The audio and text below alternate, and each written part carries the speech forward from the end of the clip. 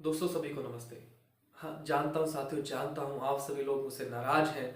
बहुत लंबे समय के बाद मैं एक कम से कम 10 दिन का गैप हो गया, मैं वीडियो अपलोड नहीं कर पाया। आप सब लोगों की नाराजगी बनती है, जायज है आप सभी को नाराज होना।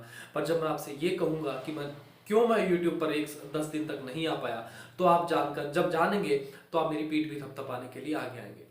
साथियों, आप सब लोगों को मैं ये क्यों 10 दिन तक नहीं आया ये मैं एंड में बताऊंगा। पहले आज जिस बात को करने के लिए मैं आपसे आया हूँ वो बात मैं कर लूँ, तब फिर एंड में मैं बताऊंगा कि मैं 10 दिनों तक यूट्यूब से आपसे दूर कैसे रहा, पर इस परिवार से क्या, इस परिवार से दूर रहने के बाद मैंने किया और किस तरह से क्या किया, वो सब मैं आपसे आज साझा करूंगा।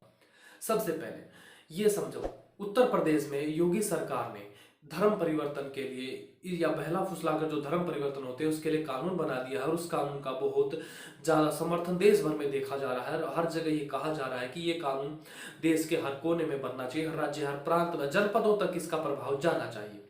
बहुत अच्छी बात है। पर मैं आज आपसे कहना चाहता हूँ, क्या ये कानून बना देना ये सही समाधान है क्या? क्या धर्म परिवर्तन ना होना इस तरह से कि कानून कोई बना दे, कोई लड़की को कोई बहला फुसलाकर, लड़के को कोई बहला फुसलाकर, या किसी दबाव में किसी परिवार को धर्म परिवर्तन करा देना, कानूनों से रुकेगा क्या ये? क्या कानूनों से रुकने वाली चीज है क्या? अगर कोई आदमी धर्म परिवर्तन करता है या कि लड़की करती है, कोई वो हिंदू हो, कोई भी लड़की, अगर कोई पूरा परिवार धर्म परिवर्तन करता है, तो क्या उसको कानूनों से रोका जा सकता है? अगर अगर हमने कानूनों से रोक लिया तो क्या उसकी मानसिकता उसके प्रति बदल पाई क्या? नहीं सोचा हमने, शायद सोचना चाहिए। और आज का वीडियो ये आप सबको सोचने के लिए मजबूर करेगा। तो साथियों, समय व्यर्थ न करते हुए चलिए शुरू करते हैं आज का वीडियो।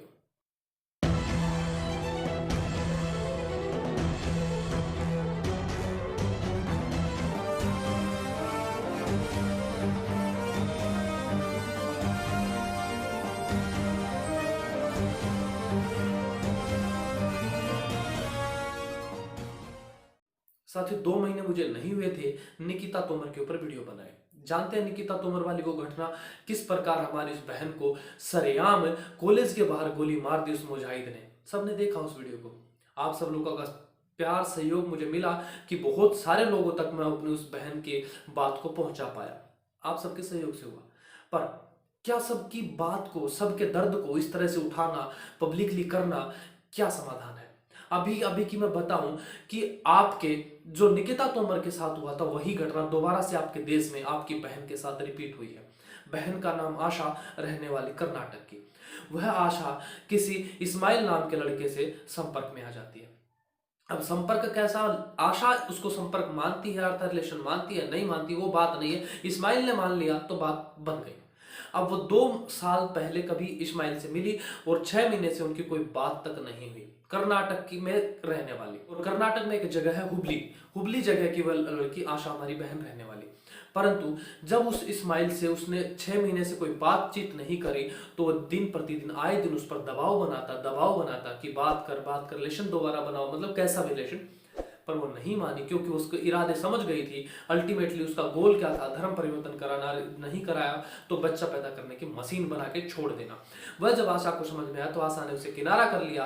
परंतु किनारा आशा के करने से किनारा नहीं होता। इस्माइल के मन में तो था इस्लाम का परचम लहराना, और वही उसने किया। भरे रोड पर क्या करता है इस वीडियो को देखिए।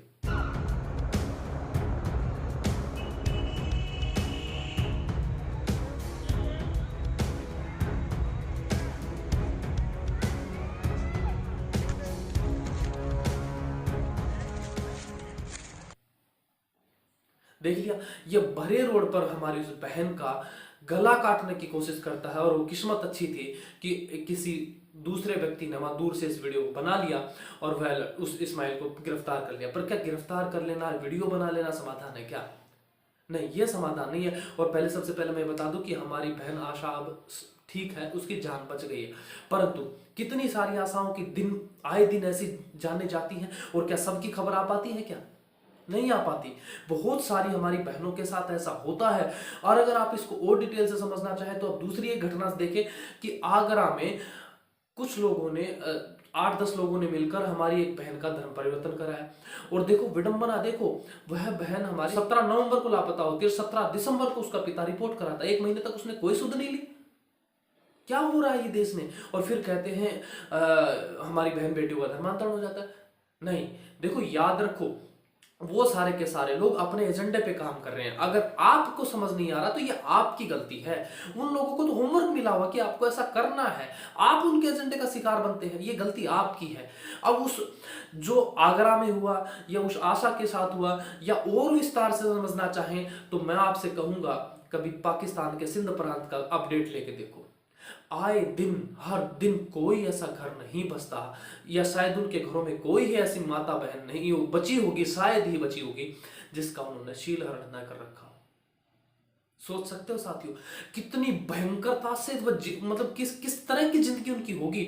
और उनके घरों में उनके माता पिता के सामने 8-8 10-10 मुजाहिद घर में घुसते हैं, माँ का और बेटी का रेप करते हैं और फिर उनको जिंदा छोड़कर जाते हैं ताकि मर भी न पर। ये घटना उनके साथ आए दिन होती है।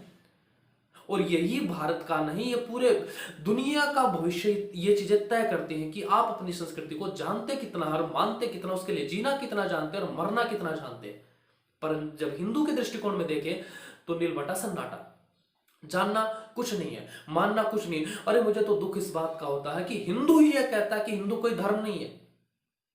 अरे अगर देखो, सबसे पहली बात तो धर्म एक होता है, ये मैं बार बार कहता हूं वीडियो में, वो हमारा सिर्फ एक ही धर्म है, संसार के हर प्राणी का एक ही धर्म है।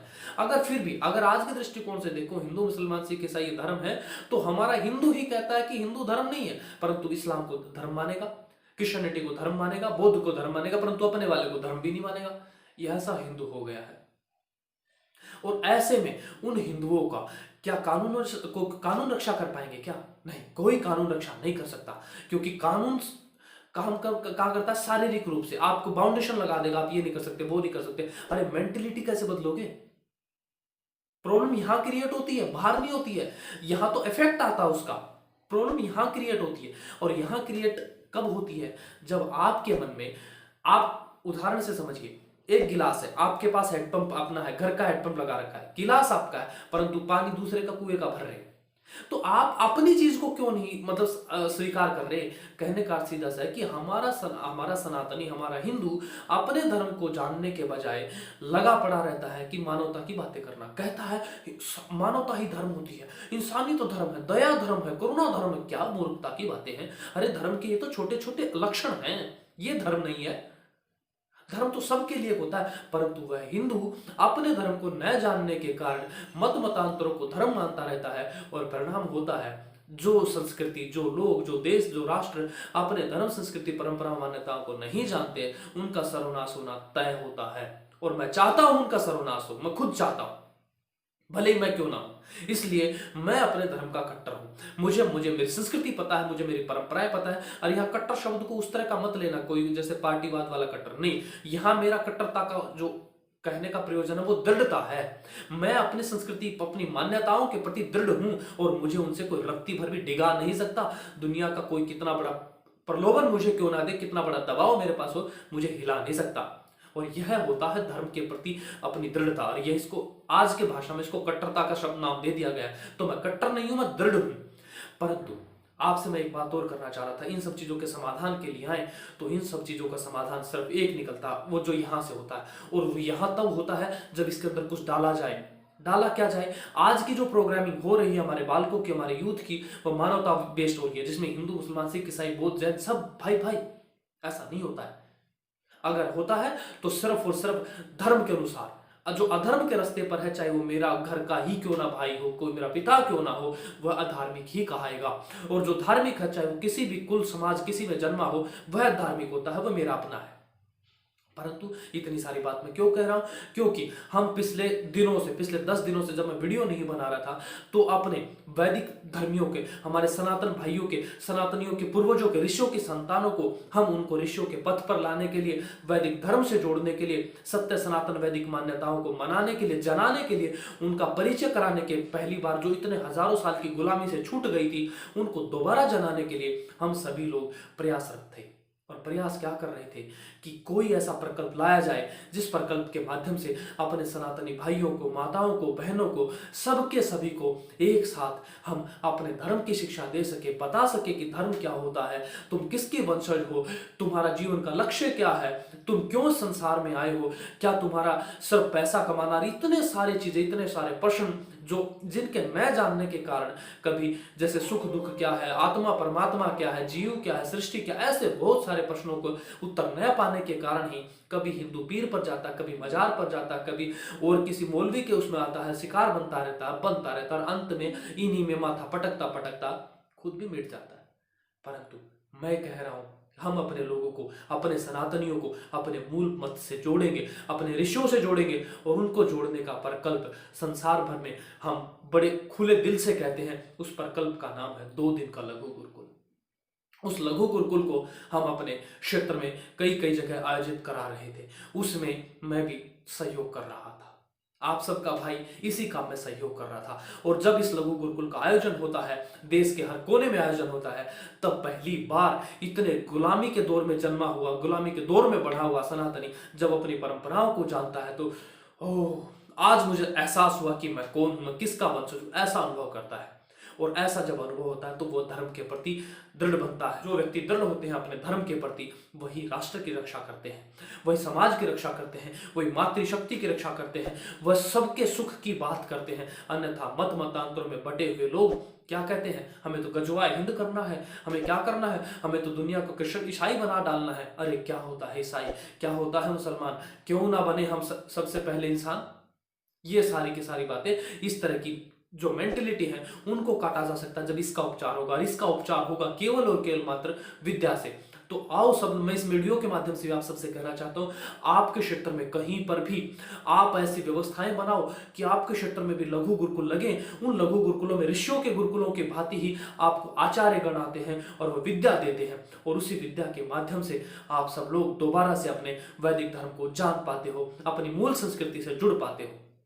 तो साथियों, मैं आपसे कहना चाहता हूं, आप भारत के किसी भी कोने में रहते हैं, आप मुझे वीडियो में कमेंट कीजिए, मुझे इंस्टाग्राम पर डीएम कीजिए। हमारे लोग आपसे, हमारी टीम अपरिचित भारत परिवार की टीम आपसे कांटेक्ट करेगी और आपको भी आपकी मूल संस्कृति से जोड़ने के लिए उस 2 दिन के लघु गुरुकुल में लाने की पूरी व्यवस्थाएं हम करते हैं, जो कि निःशुल्क होता है, कोई पैसा व्यय नहीं होता। आपको सिर्फ आना होता है, सिर्फ और विद्या सीखनी होती है, रहना खाना पीना सब आपके लिए निःशुल्क। ऐसी सुंदर व्यवस्था संसार भर में आपको शायद ही कहीं मिलेगी।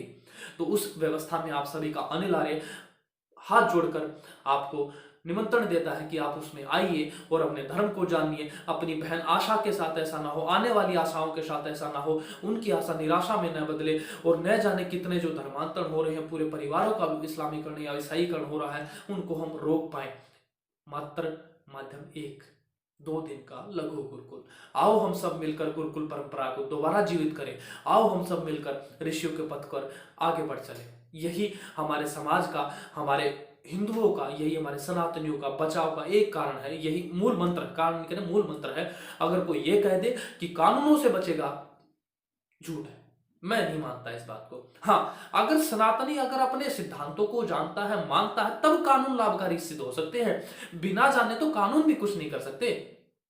आज आपने इस्लाम से बचा लिया, कल उसको कोई ईसाई बना लेगा, कोई उसको बौद्ध बना लेगा, क्या कर लोगे? तो आओ हम सभी मिलकर दोबारा से अपने वैदिक मत को जाने, अपने महान परंपराओं को जानकर ऋषियों के पथ पर बढ़े। और इसी काम में लगे होने के कारण पिछले 1 सप्ताह भर से मैं कोई वीडियो नहीं बना पा रहा था। अब आप जो दंड देना चाहें, जो मेरे पास पनिशमेंट करना चाहें, स्वागत करता हूं। आपका भाई आपका पनिशमेंट भोगने के लिए तैयार है। साथियों, अब मैं इसी के साथ अपनी वाणी को विराम देता हूं। जो भी आप कमेंट में अपना पनिशमेंट देना चाहें, मुझे कमेंट कर दें। अगर पनिशमेंट में आप वीडियो को लाइक करना चाहें, शेयर करना चाहें, चैनल को सब्सक्राइब करना चाहें, तो आपका तहे दिल से धन्यवाद देना चाहूंगा। और इसी के साथ मैं आप सबसे विदा चाहूंगा। आप सभी को नमस्ते जी।